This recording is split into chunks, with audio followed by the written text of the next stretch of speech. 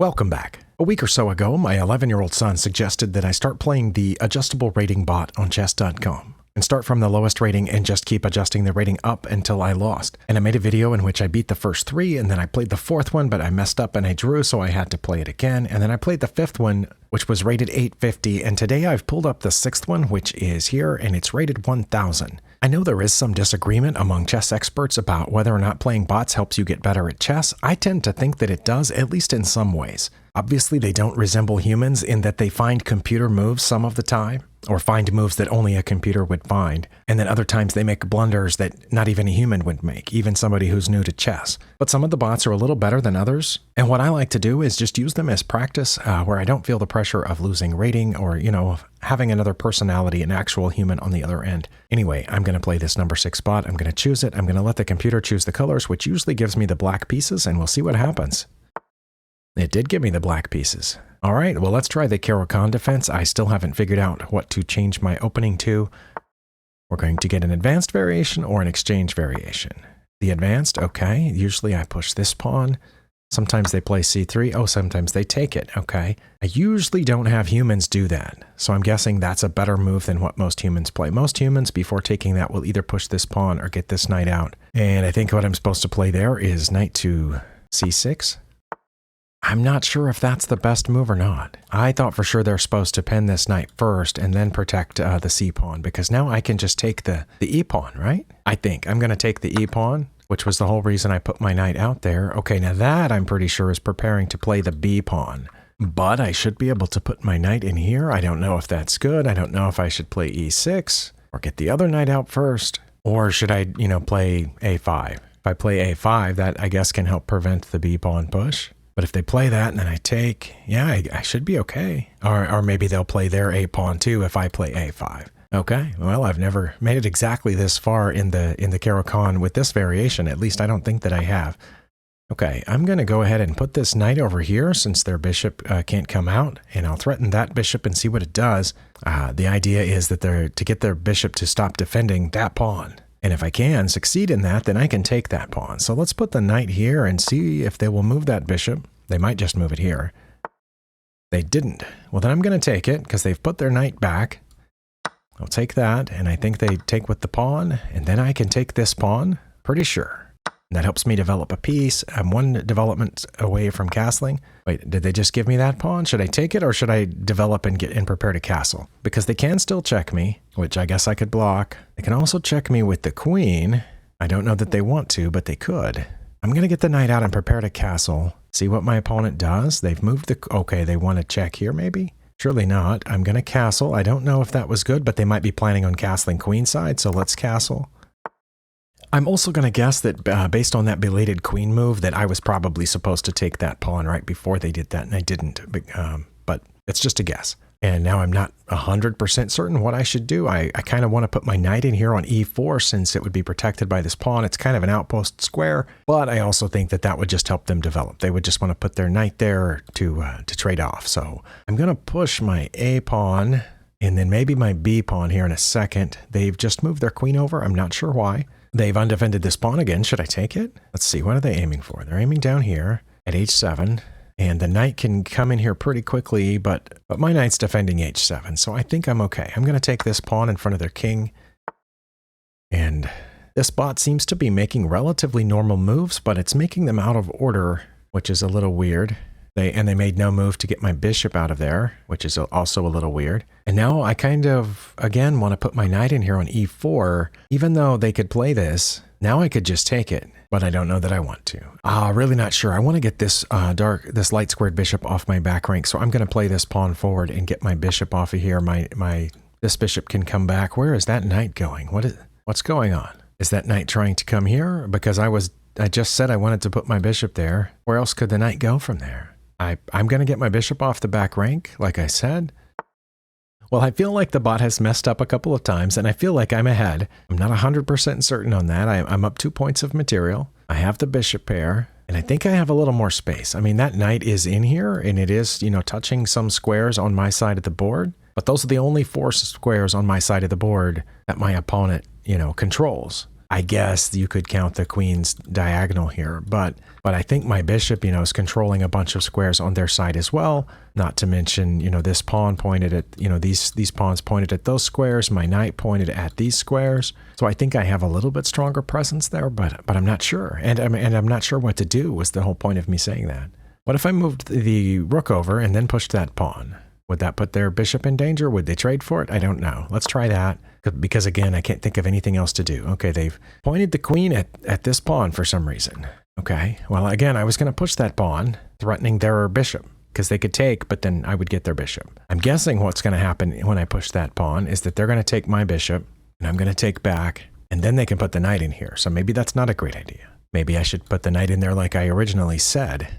Would they take that? And if so, would it hurt me that bad? I don't think so. I don't know if they would trade the bishop for it or not, but I'm going to do it. Also, I want to push this F pawn at their knight. Oh, they did take it. Okay.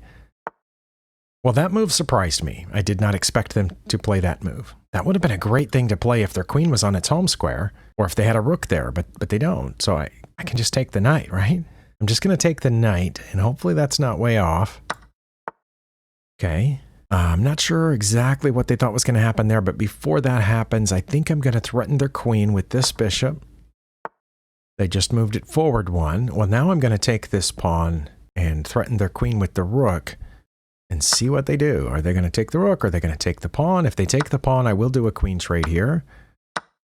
That pawn is hanging. I can defend it a number of ways, but should I? That's the question. I can also just take their pawn. Should I do that? Let's take their pawn. That traps their king on the back rank temporarily. I'm also threatening their knight, which is a check. And then I'll win the other rook for the bishop, because I think when I take there, they'll come toward my bishop. And then when I take their other rook, they'll take my bishop, and my king is still safe on the back rank. So let's do that. Let's finish this up. I think I've got this one won, as long as I don't do something ridiculous. Let me take this rook over here. I assume they're going to take my bishop. They did. Okay, good. Good for them. You know what? I'd really like it if their king went right there so I could, come this way. I could have done it on the last turn, but our rooks were touching over there. So let's take another pawn. And they've done that. Should I just move over one to threaten this pawn too? I think I should. I don't know why I shouldn't. I don't think they can protect it, can they? Oh, they can go in there. Oh, they didn't. They're just going to let me have it. Very nice. Uh-oh. Coming after this bishop, which is really easily defended. Let's see. I can check the king here, but that leaves them two legal moves. I don't know. Or I could just push the pawn and let him have the bishop. Or what about just putting this rook here? Oh, no, because I'm not sure. I was trying to see a series of events here where they took my pawn and then I took back with the rook, which is a check, but then they would take here and then I would go there and win their rook. But I'm also, once I do that, I'm leaving myself open to a back rank. I'm not sure. I think I want to save the bishop by putting it down here. Oh, they just took it. Wait, if I take it, is it a stalemate? No, it's not a stalemate because they have a pawn move. Okay. They can move the pawn and the king, for that matter, like there, for example. Let's go here to a5 and see if that the king went toward my rook. I thought it was going to go toward the pawn, but it did not. So let's come over here. We're going to get rid of that pawn immediately, and then we're going to checkmate them probably this way. Okay. Oh, I have to be careful. Be careful. Let's see. Is that mate? No, they'll move over one. Because they can't come forward, right? My pawns are guarding all of these squares. All those squares are defended, as well as this one, and my other rook is hitting all this. Okay, so I need to play rook to g3, which forces them over to h5, and then how do I checkmate them at that point? I'm not sure. I'm gonna do this. They have to go to h5. I can't visualize the full checkmate because I can't play here, right? So I can check with the pawn, which forces them to h6, and then I'll checkmate there, I think. I think they have to go to h6, and this is checkmate. Very interesting. I don't think I've ever checkmated in exactly that pattern before. Let me save the game before I forget, and because I have not yet run a game review today, I'm going to use it on this game. Just out of curiosity, I'm pretty sure I was ahead the majority of the way, but I want to make sure, and I want to see if I missed anything important. All right, well, it says I had no mistakes, no misses, and no blunders, and only 2 inaccuracies. Oh, and I had a nice tactical find in this game. Is that going to be right there, my great move? How about that? What move was that? That wasn't a great tactical find. That's just the reason I put the knight in there. Oh my. I mean, I knew that was a mistake. It couldn't have been a good move. But right back here, I must have had a better move. Here. Okay, this is a point where I had a question. I played e6 here, and it wasn't counted as a mistake, but there were definitely moves that were better. I should have played knight to c6, or putting that knight back. And it says that they would have played bishop to b5, and then I would have played e5. Oh, okay. Or I could have played a6 now, or knight to f6. Some of those moves I considered at this point, but a5 was not among them. But anyway, what I did play, which was allowing this bishop to come here, and I was correct, they should have not put their knight in front of their bishop here. They should have gone out to knight to f3, and knight to c4 was my best move here. Okay, was I ahead from here on out? This is where, when I played this, it was with the obvious intention of going after the bishop, and they should have just moved it or attacked. Wait, no, it says, oh, go ahead and play b4 now. Okay, because what I was trying to do was undefend this pawn. Sorry, now that I look at this, I'm not sure why I'm so far ahead. Now, I do know why I'm ahead after they put the knight back. That didn't make any sense, because I'm going to take here, and when they take back, not only have they opened up this diagonal with their king, but they've got this isolated pawn. Oh, and I should have checked over there immediately. Why? They would have blocked with g3, and then I would have come over here. Yeah, it says I should have checked on h4 now. Okay, well, I just saw that I had kept their bishop from defending that pawn. That made a lot more sense to me. Okay, and here where I said I expected them to check me, that is what they should have done, but they did not. Should have played queen to g5. Okay. Oh, and the other thing I wondered about here was whether or not I should have taken that pawn, but I should not have. See, the thing, I did see the pawn, but I wasn't sure if I should take it before finishing development. And when they went up there to defend the pawn, that kind of made me think maybe I should have taken it on the previous turn, but I should not have. Okay, and castling was good here. What was my other inaccuracy? Way down here, my next move was inaccurate. Rook f to d8 was my best move. Bishop to c6 was my next best move. Rook b to d8 was my... Okay, see, I would not have considered... I don't think I considered either one of those, and I don't know why I would have. But I wasn't supposed to take the pawn. Okay, so when I did take the pawn, I'm up -9 here, even if they play their best move, which they did. And when I wasn't supposed to trade queens, I would have been better to just put the bishop here. But that would have given them this pawn. Oh, no. Now it's changed its mind. While I was talking, it changed its mind. Taking the queen was my best move. Okay.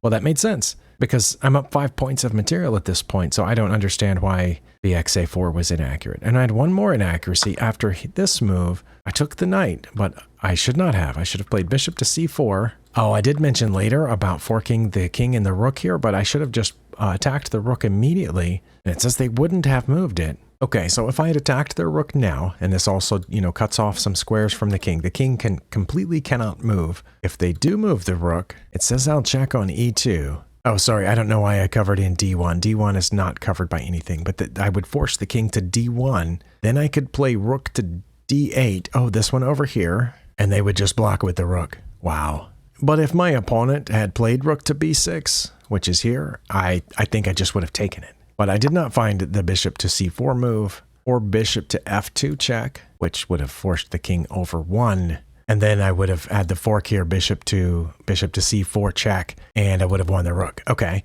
I get that. But wait, why wouldn't they have gone the other way? Oh, if they had gone to king to d1, it would have been a mate in 5, but I probably wouldn't have seen it. And if they had moved over this way, would I have seen the fork? I don't know. Well, I did okay. Obviously, I missed some things, and I don't understand all of these positions, but the next time I'm ready to play a bot, I will try to remember to do the level 7, which I think is rated 11 or 1200. And I do appreciate you spending your time here. Let me know what you're doing to get better at chess. And if I'm not doing that already, maybe I'll give it a shot. I'll see you next time.